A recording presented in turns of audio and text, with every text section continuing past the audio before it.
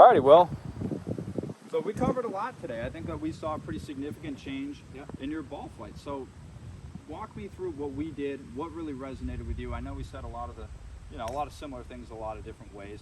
My first question is, was use of Flight Scope helpful? Did that diagram and the technology help you to understand how the club face and the club path sort of affect the ball flight? Yeah, definitely. I'd say at the beginning when we first used it to kind of break down my swing and my club head.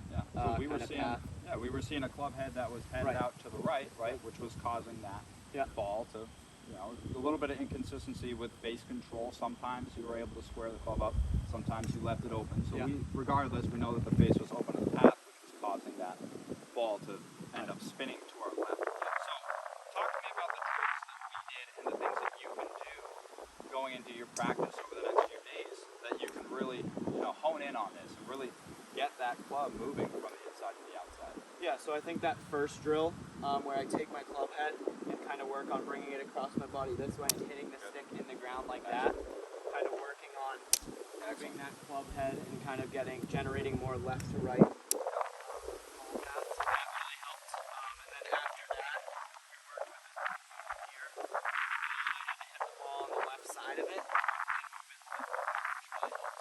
Excellent.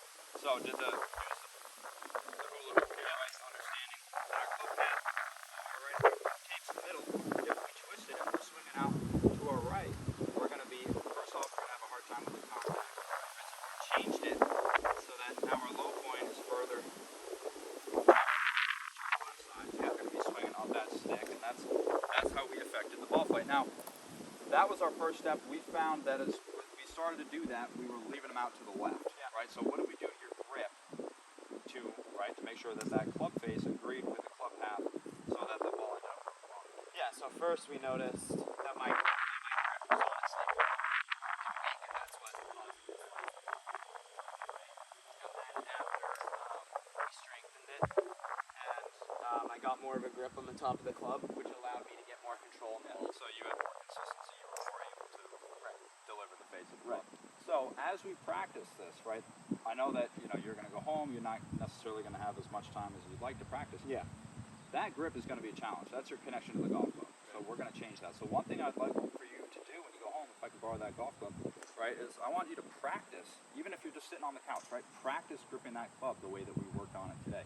Right? We want that V in that top hand to line up with that trail shoulder, and then we're going to match it with our left hand. Right? So we want to get really comfortable. We've changed the connection to the club, and that's a challenging thing. So we're going to get used to that. We're going to feel that we can't open it any more than we can close it, so that we have that neutral grip on the club. We don't have to do anything during our swing to affect the club face. So that's how we're going to get comfortable with that. Right? And so that's your homework at home. Your homework on the range, right, is going to be to come over, set this up, start with those small swings, and really work that club from the inside to the outside. Notice we've seen a change in our divot pattern, right? Our divot pattern, when I walked over at first, right, your club was headed out that way. You saw those divots headed to the right.